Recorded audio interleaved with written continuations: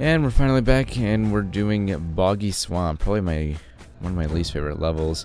Even though this is the level that really stands out to me for some reason, I just hate it though.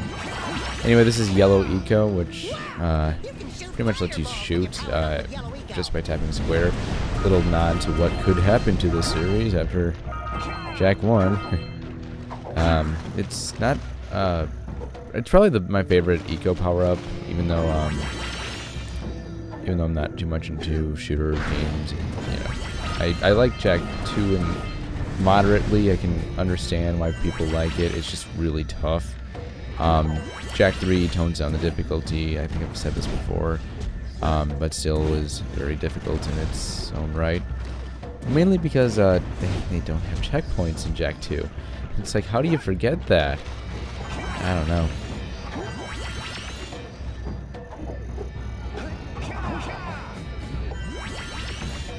But anyways, I'm going to point out here, you can actually make it over there if you take a long jump.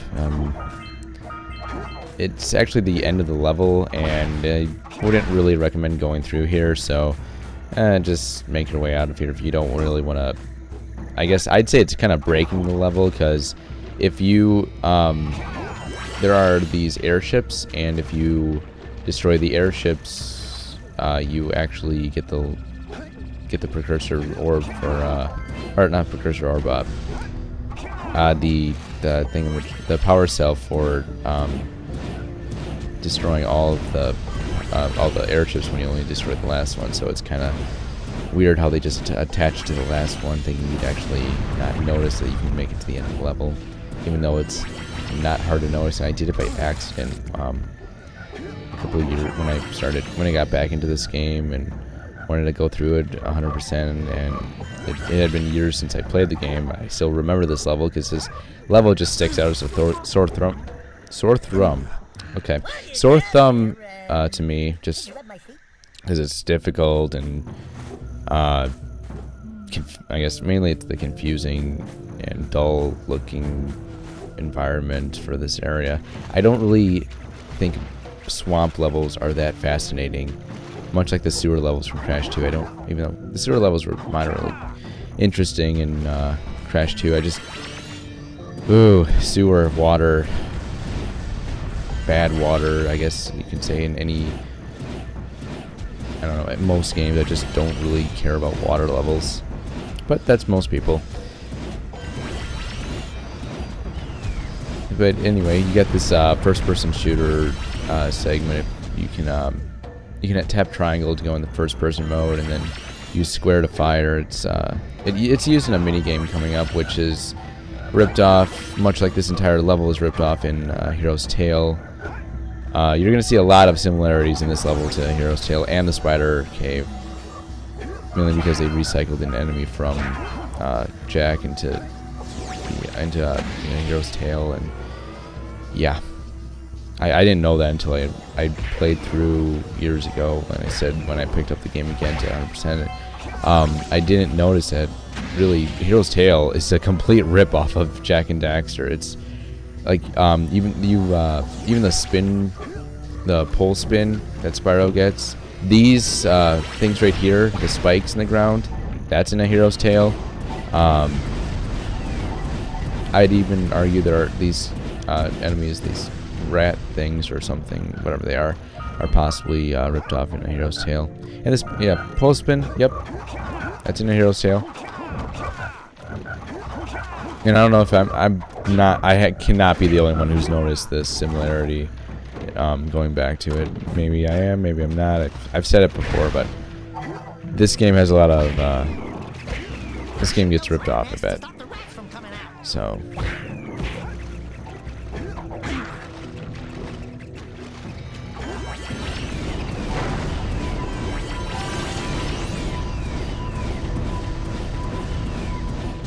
I love how you just destroy everything in this environment, practically. But of course, it's in the name of getting a bunch of Precursor orbs and whatnot. That's the airship I was talking about. If you... Wait, I guess a power cell's linked to all of them, so... It still says that you got the last one or whatever. Kind of weird. And it gives you... I think there's dialogue tied to it as well. So it's a little bit confusing if you accidentally glitch your way, or I guess try to attempt to do it backwards. I guess they might have known about it, just left it in there for thinking people wouldn't notice it, and I don't know. I'm just kind of curious whenever I'm playing a platformer and trying to find the secret areas, because I know eventually if you don't find them all, you're not going to get to 100% or whatever, and that's just one of those instances where you just have to look everywhere, and I did, and I guess I wasn't supposed to. But oh well, it wasn't really anything bad for doing it, so it's not like they punish you for breaking the sequence.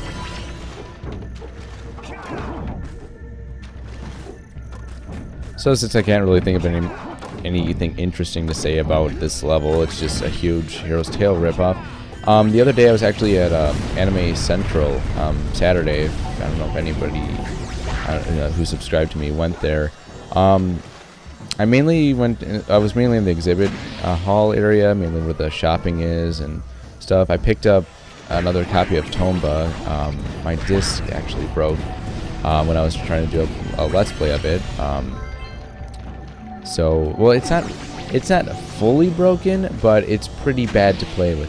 Basically, if I put it's got a crack or something around the ring area, which if you know anything about that, basically in the inner part where the loop is, or the hole is of the CD, it's called the ring, and if you break or scratch that area, typically CDs don't work. Dreamcast had the major problem where if you got a tiny little scratch in it, it could not read the disc. So what happened was, somehow my PS3, maybe I did it by accident, I don't know, was capable of forming a crack on the inner part of the ring. So it was, oh, good job of dying there. It was kids. You can kind of play it, but if you want to continue on the loading screen, it would basically get to whenever it had to load something, which it does frequently whenever you enter a new area, etc. And you're on the loading screen, you would have to, or I would have to take out the disc and put it back in, and do that for like 5 minutes straight, and eventually it would load the next area. And that sucks because sometimes it wouldn't have to do that, sometimes it would stop loading and I'd have to keep putting it in. But I try to get it cleaned, and they're like, hey, there's a crack right here, we can't really do much about it. It's like, oh great.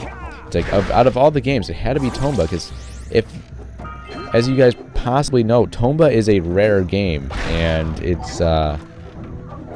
goes for a lot online. I picked this up for $60 at the convention. It's still steep, it's a high price, but hey, it's a great game. That's the price you're gonna pay for a brand new game. He gave me $10 off. He wanted $70 for it, but I kind of worked with him to get it down to $60 because I told him that my copy broke, and he's like, I don't really want to part with this one, and it's like, I really want to keep Tomba, but if you get, that sucks for you. I'll give you $60. I'll let you have it for $60. And it's like, fine. So I'm glad I picked that up. It's in really nice condition. I think I found like 1 or 2 scratches on the disc, and that was it. It's in really nice condition. The case, there's like a little crack on the case, but that happens to like every one of my PS1 games, regardless.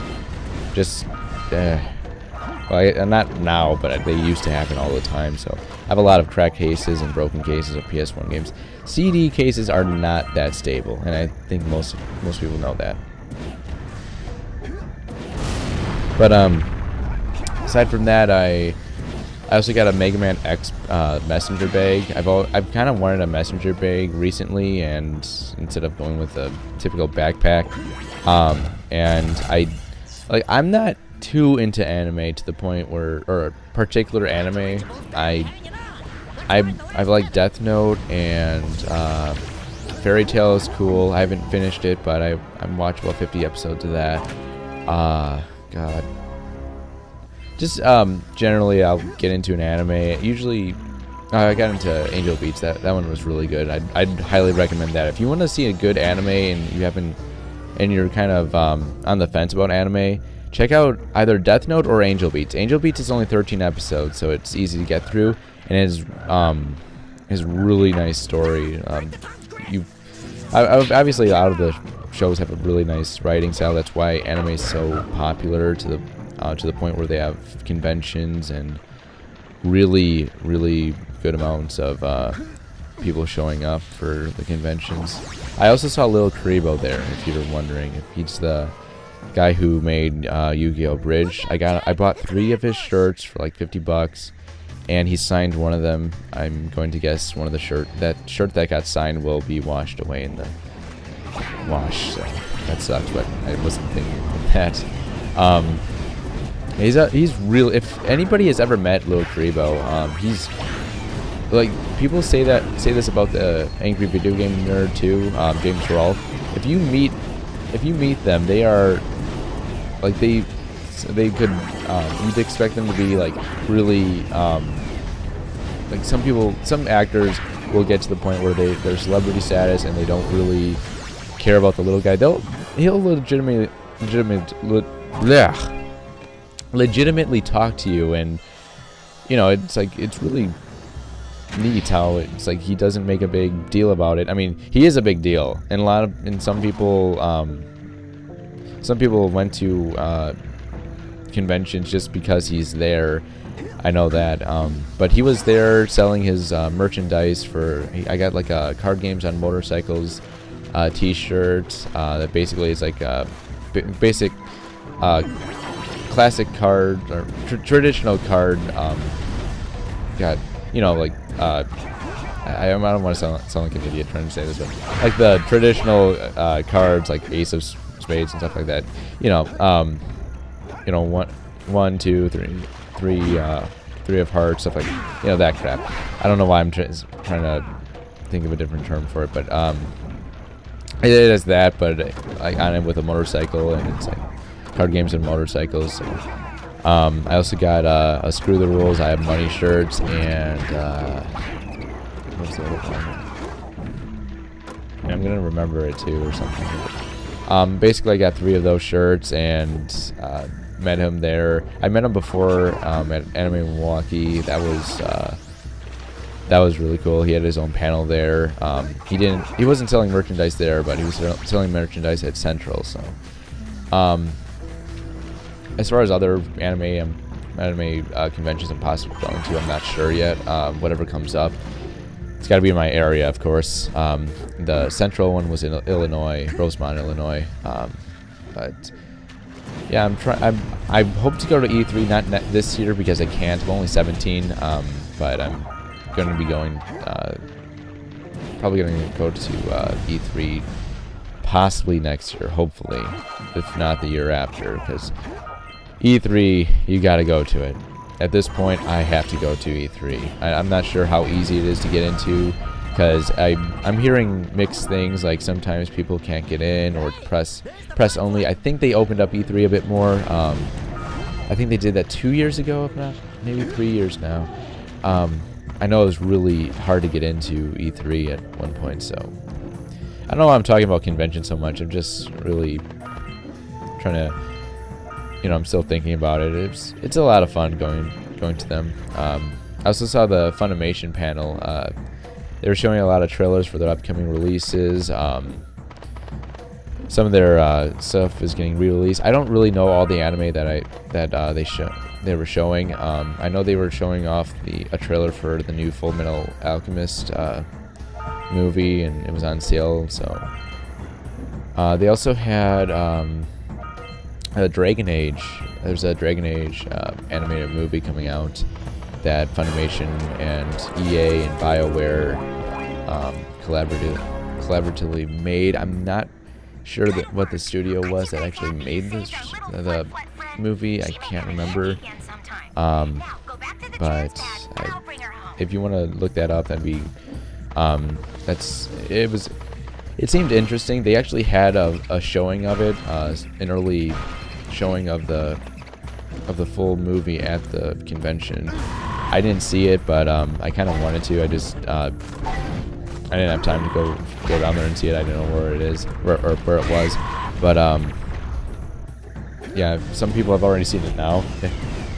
But I'm not that into Dragon Age anyway, and they said that if you want to see it, it's okay. It's fine if you haven't seen Dragon Age. It's pretty much dragons and warriors, and then just go with that concept, and you don't really have to know anything about the story. It's just practically that.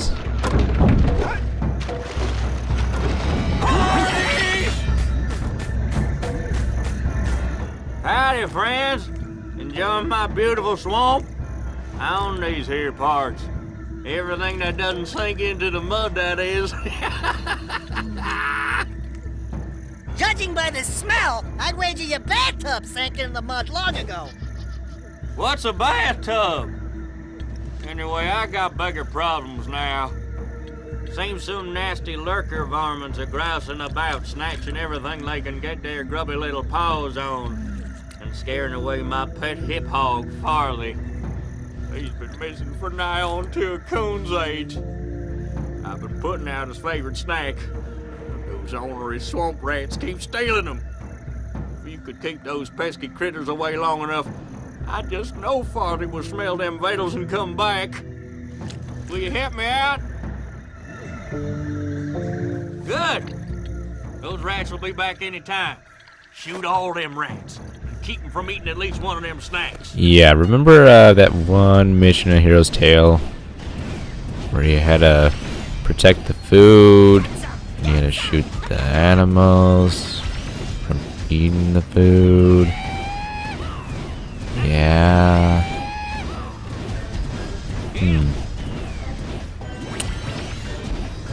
Wonder if they got any ideas from any other games, and making the character that you talk to before you start the mission a redneck.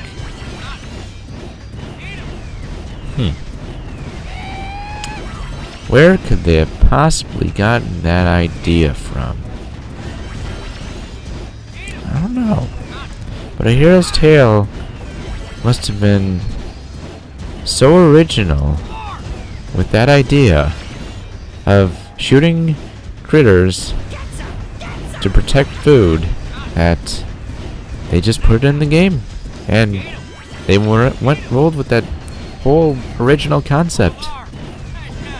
Yeah, I'd say that A Hero's Tale was an original game, all right.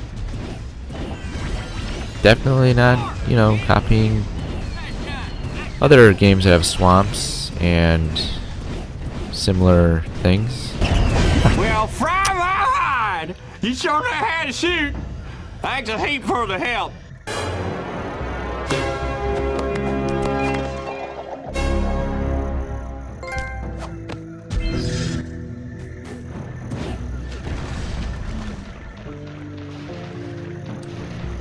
Well then, let's dive right back into this amazing swamp thing.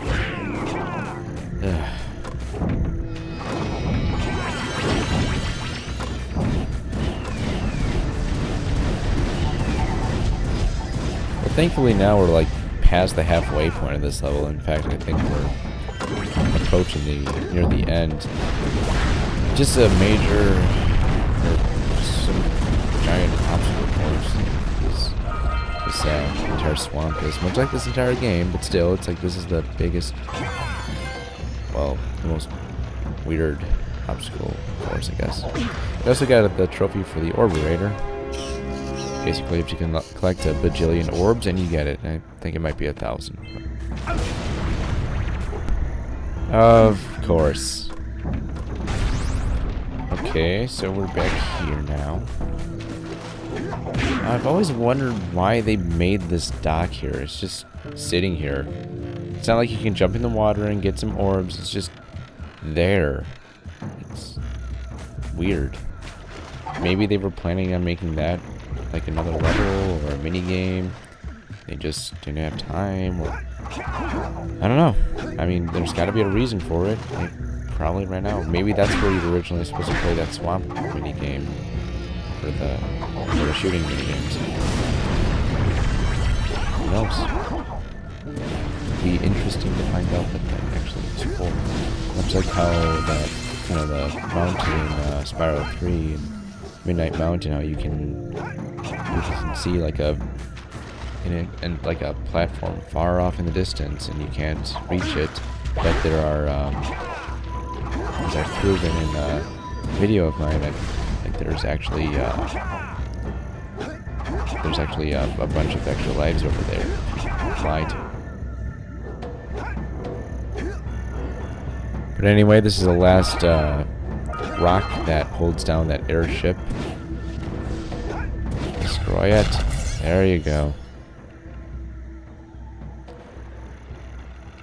Yeah, maybe it's not as bugged as I remembered it to be. Maybe if, like how I said, if you get back here and do this one as the first one you, the first rock that you destroy. Your uncle would be proud.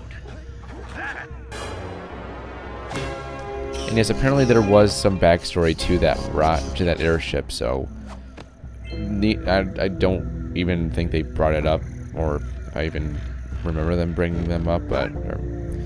Whatever, I don't think there was ever a point in the game where it's like, we have to destroy that airship. I think they just threw that in and possibly forgot to add more backstory to it. It's just there.